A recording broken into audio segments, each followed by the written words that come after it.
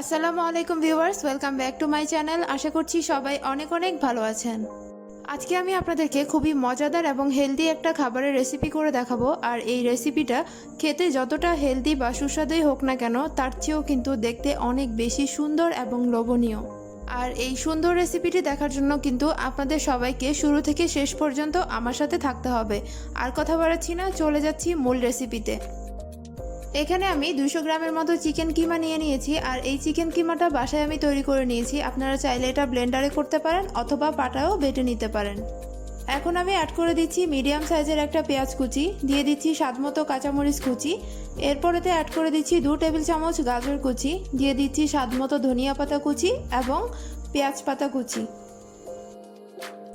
এরপর এতে আমি অ্যাড করে দিব হাফ চা চামচ আদা বাটা এবং হাফ চা চামচ রসুন বাটা। আমি এখানে দুটোই একসাথে নিয়ে 1 চা চামচ করে দিয়ে দিয়েছি।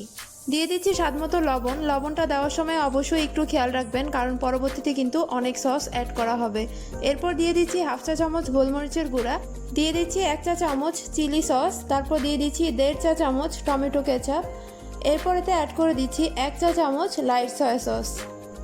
এখন এতে আমি 1 টেবিল চামচ কর্নফ্লাওয়ার অ্যাড করে দিচ্ছি। এটা বাইন্ডিংয়ের কাজ করবে, তবে চেষ্টা করবেন যতটা কম পারা যায় কর্নফ্লাওয়ার ব্যবহার করতে। সবশেষে এতে আমি দিয়ে দিচ্ছি 1 টেবিল চামচ অলিভ অয়েল।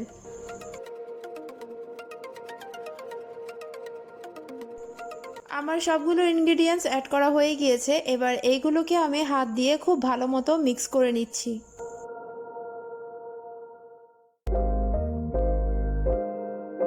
এবার আমি প্রথমে হাতের তালুতে একটু পানি লাগিয়ে নিয়েছি। তারপর আমি আমার পছন্দ মতো সাইজ করে এভাবে গোল গোল করে বল বানিয়ে নিচ্ছি। এই বলগুলো বানানোর সময় অবশ্যই হাতে পানি লাগাতে হবে, কোনোভাবেই কিন্তু এখানে তেল ব্যবহার করা যাবে না। আমি একে একে করে সবগুলো বল বানিয়ে নিয়েছি। এখানে আমি বাসমতি চাল নিয়ে নিয়েছি। আর এই চালগুলোকে আমি আধা ঘন্টা আগে পানিতে ভিজিয়ে রেখে খুব ভালো মতো ধুয়ে পানি ঝরিয়ে নিয়েছি। আপনারা চাইলে কিন্তু বাসমতি চালের পরিবর্তে পোলাও চাল বা চিনি গুঁড়া চালও ব্যবহার করতে পারেন। এবার একটা বল নিয়ে এভাবে চারপাশে খুব ভালো মতো রাইস কোটিং করে নিচ্ছি। আমি এভাবে এক এক করে সবগুলো বলের চারপাশে খুব ভালো মতো রাইসের কোটিং করে নিচ্ছি।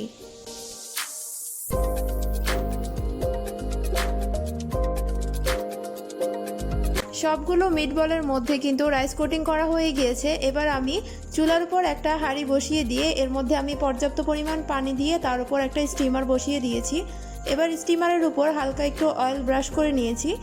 এরপর এই রাইস বলগুলো এভাবে একটু ফাঁকা ফাঁকা করে দিয়ে দিচ্ছি। এখন আমি একটা ঢাকনা দিয়ে ঢেকে দিচ্ছি। আর ঢাকনার মধ্যে কোনো ছিদ্র থাকলে সেটাও বন্ধ করে দিতে হবে। এভাবে আমি 10 মিনিটের জন্য খুব ভালো মতো এগুলোকে স্টিম করে নিব। আর এই 10 মিনিট কিন্তু চুলার আঁচ অবশ্যই হাই হিটে থাকবে। 10 মিনিট পর আমি ঢাকনা তুলে নিচ্ছি।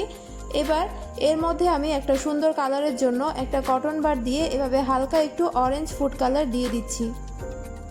এটা কিন্তু টোটালি অপশনাল, আপনারা চাইলে এটা স্কিপ করতে পারেন। এবার আমি আবারও ঢাকনা দিয়ে 2 মিনিটের জন্য হাই হিটে স্টিম করে নিয়েছি। এখন এই রাইস মোমো বা ঝাল কদমগুলো কিন্তু সার্ভের জন্য একদম রেডি। খুবই আলতো হাতে এগুলোকে আমি সার্ভ করে দিচ্ছি।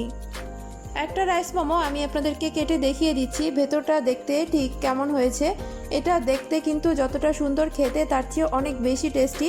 আশা করছি আমার আজকের এই রেসিপিটা আপনাদের ভালো লেগেছে। যদি ভালো লেগে থাকে তাহলে অবশ্যই বাসায় ট্রাই করে আমাকে জানাবেন। আজকের মতো বিদায় নিচ্ছি। সবাই ভালো থাকবেন, সুস্থ থাকবেন। আল্লাহ হাফেজ।